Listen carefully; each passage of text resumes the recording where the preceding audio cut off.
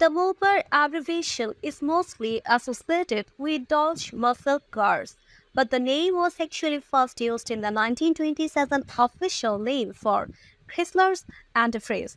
The name has since stuck and refers to all high-performance models that company makes. The inevitable includes some of the most legendary muscle cars, many of which are powered the 426 Hemi V8.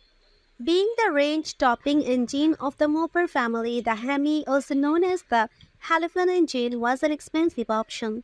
That's one of the reasons why so few street-legal models made it off the production line compared to their lesser counterparts. Hemi cars are some of the rarest, most collectible Mopar models out there, which is why they make the bulk of this list. 1970 Plymouth Hemi Superbird. Production 135 units. Heralding the era of Chrysler's aerobody cars, the Plymouth Superbird was a NASCAR homologation special meant to be beat the Ford Torino Talladega around the oval. The Superbeat shared the B-body platform with its more civil-looking sibling, the Roadrunner, as well as other mid-size Chrysler models. 1969 Plymouth Barracuda Formula S convertible. Production 83 units. The Formula S packed on the 1969 Plymouth Barracuda added plenty of features, most notably a 383 Ci V8 aptly named the Super Commando. It features a forged steel crankshaft, cast aluminum pistons, and a windage tray that reduces parasitic power loss. Plymouth also fitted HD shocks and suspension to improve the Barracuda's handling. 1969 Dodge Charger Daytona 426 Hemi. Production 70 units. The Dodge Charger Daytona was the first aero-body Mopar, but despite being produced for 2 years, unlike the 1970s only Superbird, it was produced in favor numbers 503 to be exact. Like the Superbird, the Winged Warrior was fitted with either a 440 or a 426 Hemi. Only 70 cars got the Hemi V8 engine, making them extremely valuable. 1968 Dodge Charger 500, production 67 units. Before Chrysler introduced the Wing Warriors, they came up with another NASCAR homologation model. The Charger 500 was aerodynamically optimized, hence the intended front grille, recessed rear window, and front chin spoiler. The Charger 500 was meant to compete with the Ford Torino Talladega and Mercury Cyclone spoiler in the stock class. It didn't do well, but that didn't stop the Charger 500 from selling. 1971 Dodge Charger R/T. Production 63 units. The Dodge Charger R/T was a hefty car weighing in at around 4,000 pounds. Nevertheless, propelled by the mighty Hemi V8 under its hood, it hit 60 mph in under 7 seconds and cleared the quarter mile in a little over 14 seconds. Though the Charger R/T shared the B-body chassis with cars like the Plymouth Roadrunner, it was shorter and wider than its stable mass, which improved agility and stability. Number 10. 1967 Dodge Coronet W023, production 55 units. During the 1960s, the big American three produced several high-performance muscle cars with drag racing in mind.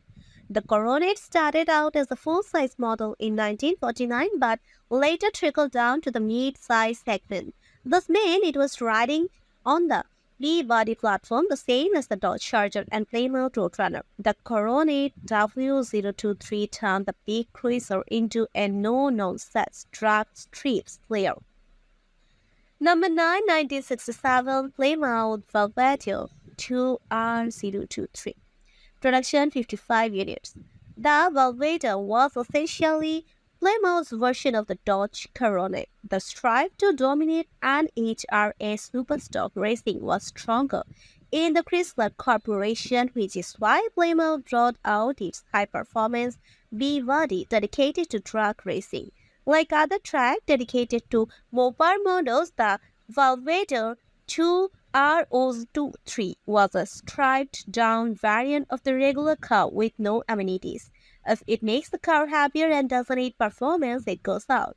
This includes the radio sound, detuning, and even the hubcaps. Number 8. 1968 Plymouth Barracuda B029 Superstock. Production 50 units. Back in 1968, the Plymouth Barracuda V029 Superstock was what the Dodge SRT Demon 170 is today. This classic Mopar, based on the second-generation Barracuda, utilized the smaller body platform compared to the bigger B-body Mopar muscle cars. Chrysler built the B023 Superstock with help from Hearst Performance. Compared to the regular Barracuda, the Superstock received a redesigned chassis, lighter body, heavy-duty rear suspension, and modification to the Hemi V8. Number 7. 1971 Plymouth Hemi GTX. Production 30 units. By 1971, the writing was on the wall. Small Sierra muscle cars were around the corner and would be some of the worst. However, Hemi-powered models like the Plymouth GTX were still going strong without losing any power. Still based on the Chrysler B-body, the 71 GTX was an elegant as ever with its streamlined body and loop bumper grille. Number 6. 1971 Plymouth Roadrunner. Production 28 units. There was nothing fancy about the Plymouth Roadrunner. All the examples had a Spartan interior which features a band seat and sometimes lacked carpets. Furthermore, Plymouth limited the number of optional extras for the Roadrunner. It did all this to keep the price down. Though simple, the Roadrunner was fast, especially when equipped with a Hemi engine. Number 5. 1968 Dodge Super B 426 Hemi. Production 22 units. The Super B name comes from the B-body platform which the model shared with the Charger, Coronet, Roadrunner, and other mid-size Mopars. The Super B was essentially a boldly styled muscle car based on the Coronet and inspired by the Roadrunner's catchy graphics. That said, the Super B scored enough visual differences to set it apart. To no surprise, motivation came from the 426 Street Hemi V8. Number 4. 1970 Plymouth Hemi Cuda Convertible. Production 21 units. There are a few cars defined by their engine, but none more so than the 1970 Plymouth Hemi Cuda. Just the fact the Hemi-powered cars were dubbed Hemi Cuda instead of Barracuda speaks for itself. The two-year model was popular, but that mostly goes for the hardtop, which outsold the convertible by a hefty margin. In 1970, just 5.1% of all Cudas were convertible. That number dropped to less than 2% in 1971. Number 3. 1969 Dodge Coronet R/T Convertible. Production 10 units. Riding high on the success of the 1968 Dodge Coronet, the automaker redesigned the 1969 model. The 1969 Coronet featured a front fascia with flared outer ends, a modified hood with two fiberglass cubes on the Hemi variant, and a revised rear fascia.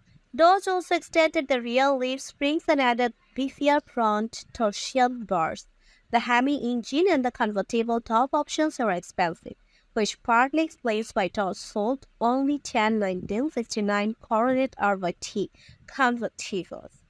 Number 2. 1970 Dodge Challenger R/T Convertible. Production 9 units. The gorgeous 1970 Dodge Challenger R/T features a twin-scooped hood, a chrome gas cap, and R/T badges all over the outer shell. Options included a rear spoiler, a luggage rack, and hood tie-down piece. The body heat rear leaf springs, the front torsion bar suspension system, and a standard front anti-roll bar. The rear anti-roll bar and power front disc brakes were optional. Number 1. 1966 Dodge Coronet Hemi 4-door. Production 5 units. When the Dodge Charger grew 2 more doors, Mopar fans were not thrilled about it. Eventually, they warmed up to practical muscle car, but you probably didn't know that something similar happened in the 1960s. The famous 426 Hemi V8 came out in 1964 with a straight version becoming available in 1966. One of the first cars to feature the straight Hemi beside the Dodge Charger was the Dodge Coronet sedan. By doing so, Dodge created one of the first American sleeper cars.